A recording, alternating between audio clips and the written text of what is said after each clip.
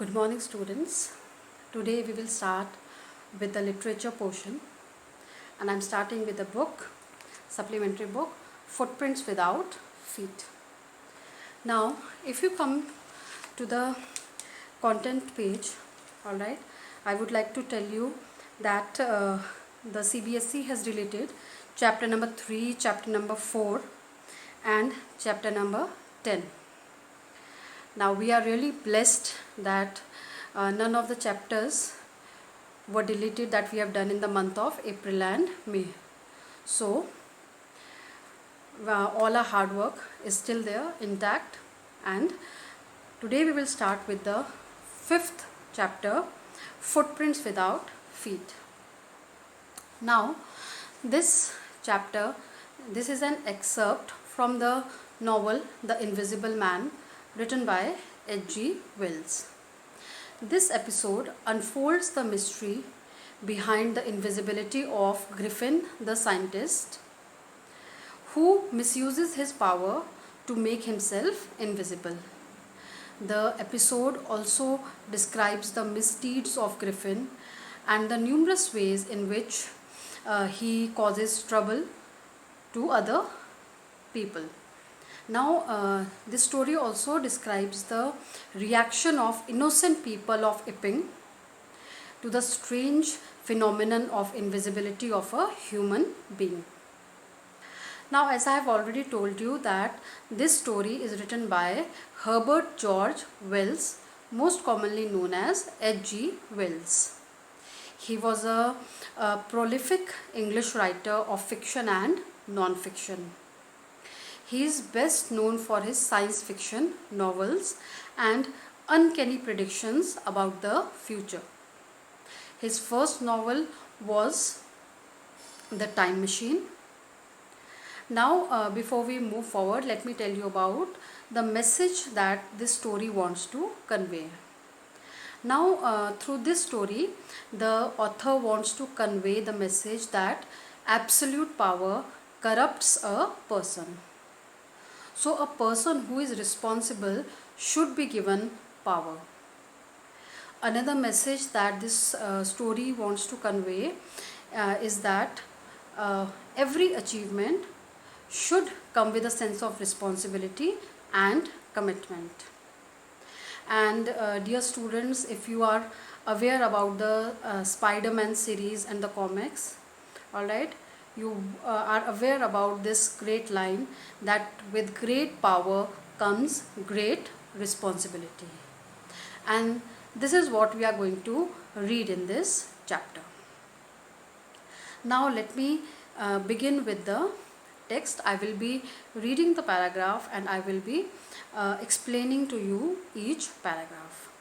Now I would also like to tell you that please be very sincere and please be very careful while we are reading the chapter, because as you know that the CBSE has changed the pattern, the blueprint of the paper, and MCQs worth 10 marks will come from fiction and from poetry.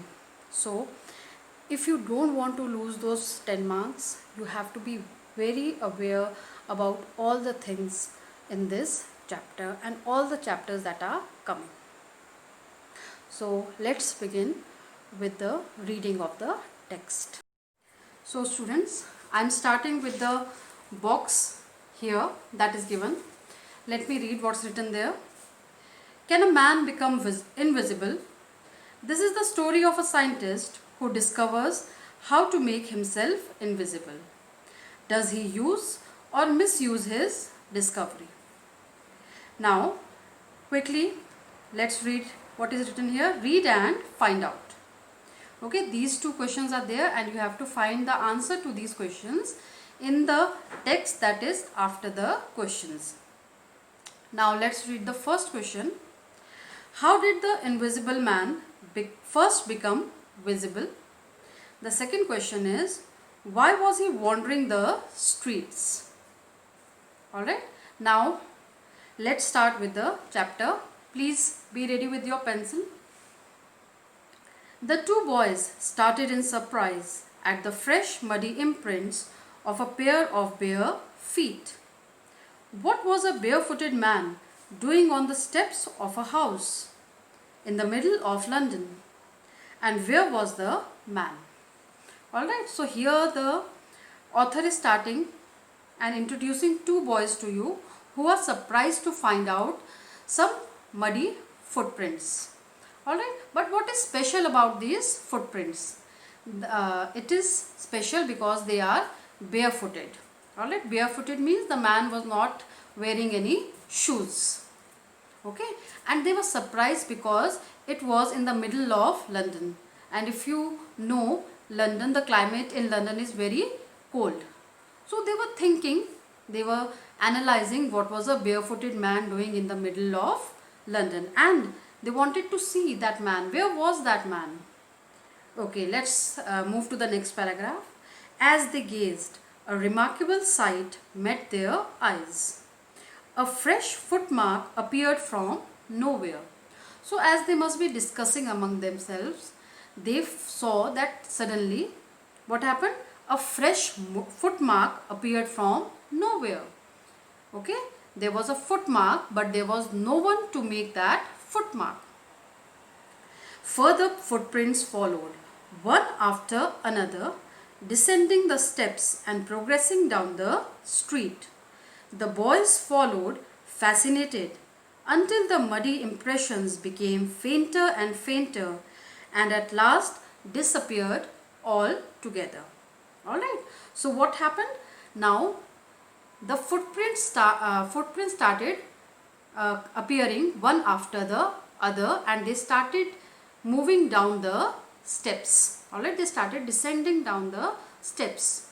But what was special about these footprints? These footprints were there, but there were no feet to make those footprints. So the name of the chapter, Footprints Without Feet. Alright, so as these boys, they were fascinated, they were surprised, alright, they were curious. Alright, so what did they do? They started following these footprints, and these footprints started becoming fainter and fainter. That means lighter and lighter. Alright, why did they become lighter and lighter? Okay, as you know that the water or the mud must have started drying. Okay, now let's move to the next paragraph. The explanation of the mystery was really simple enough. The bewildered boys, now underline the word bewildered. Alright, bewilder here means confused. The bewildered boys had been following a scientist who had just discovered how to make the human body transparent. Okay, so what was the secret behind these footprints without feet? The secret was that the boys were following a scientist who had just discovered a certain drug that can make a human body transparent. Griffin the scientist. Now take your pencil and underline Griffin the scientist had carried out experiment after experiment to prove that the human body could become invisible. So he was conducting one experiment after experiment so that he can prove that the human body could become invisible. Finally, he swallowed certain rare drugs and his body became as transparent as a sheet of glass, though it also remained as solid as glass. So he discovered a rare drug and he was able to make his body as transparent as glass. But it also had another property, alright, of glass, that it was solid. You cannot pass your hand through his body. Okay, so this was another characteristic of glass. Okay, let's move to the last paragraph on this page. Brilliant scientist though he was. Okay, so here the author is describing the scientist. He calls Griffin brilliant scientist. Griffin was rather a lawless person. Okay, so one thing, brilliant scientist. On the other hand, he was a lawless person. Who is a lawless person? Who does not follow or who does not respects the law. His landlord disliked him and tried to eject him. Now eject him here means the landlord wanted to throw Griffin out of the house. In revenge, Griffin set fire to the house. Okay, so what did Griffin do? He set fire to the house where he lived, alright, to his landlord's house. So he was a lawless person. He was a vengeful person. To get away without being seen, he had to remove his clothes. Thus, it was that he became a homeless wanderer without clothes, without money, and quite invisible, until he happened to step in some mud and left footprints as he walked. Alright, so when he took that drug, alright, if he wanted to become invisible, he had to take off his clothes, because his body became invisible. The clothes did not become invisible. Alright, so he had to take off his clothes. Alright, so that after burning his landlord's house, he wanted to escape from there. So he took off his clothes and he became a homeless person, a homeless wanderer. He did not have any clothes, he did not have any money. Alright, and somewhere in between he stepped in mud, and that's why he was making those footprints without feet. Okay, now let's move to the next page. He escaped easily enough from the boys who followed his footprints in London. But his adventures, now here underline his adventures. Now what were his adventures? They were his odd experiences due to invisibility. As he became invisible, there were other odd experiences in his life. So his adventures were by no means over. He had chosen a bad time of the year to wander about London without clothes. And why had he chosen a bad time? Because as you know, it's winter, alright, and it's very cold there. It was mid-winter, so it must be very freezing cold there. The air was bitterly cold and he could not do without clothes. Instead of walking about the street, he decided to slip into a big London store for warmth. Okay, so he must be shivering outside. So what did he decide? He thought that he's going to slip into a London store so that he can get a little bit of warmth. Closing time arrived. Closing time of the store. Closing time arrived, and as soon as the doors were shut, Griffin was able to give himself the pleasure of clothing and feeding himself without regard to expense. Okay, obviously he had entered this store at night. Alright, so there was no one, so he did not have to worry about the money whatever he wanted, the clothes he wanted or the food he wanted, he could easily get anything without thinking about the money. He broke open boxes and wrappers and fitted himself out with warm clothes. So what did he do? He opened the boxes there, he took off the wrappers there, and he got good warm clothes, and he wrapped himself around in those warm clothes. Soon, with shoes, an overcoat and a wide brimmed hat. Alright, so if you can see in the picture here, you can see the hat, white brim. The brim of that hat was very wide. So wide brimmed hat, he became a fully dressed and visible person. Alright, so now he had worn those clothes and now he was visible. In the kitchen of the restaurant, he became a restaurant. He found cold meat and coffee, and he followed up the meal with sweets and wine taken from the grocery store. Finally, he settled down to sleep on a pile of quilts. So first of all, he ate, he drank, alright, he wore those warm clothes, and after that, okay, what did he do? He laid down on some piles of quilts. If only Griffin had managed to wake up in good time, all might have been well. Now underline this sentence. If he would have woken up in the morning on time, everything would have been well. Why wasn't it well? Alright, because he was sleeping in a store. The store must have opened in the morning, alright, and if the assistants will come, what will happen? He will be caught. As it was, he did not wake up until the assistants were already arriving next morning. When he saw a couple of them, who is this them? The assistants in the store. Couple of them approaching, he panicked and began to run. Okay, so when he saw those assistants arriving, what did he do? He panicked, alright, and he ran away from there. But he forgot that now he was visible. He was wearing that coat, the overcoat, he was wearing that wide rimmed hat, he was wearing the shoes. So he was visible to, at least the clothes were visible to the assistants. They naturally gave chase. So the assistants, naturally they followed him. In the end, he was able to escape only by quickly taking off his newly found clothes.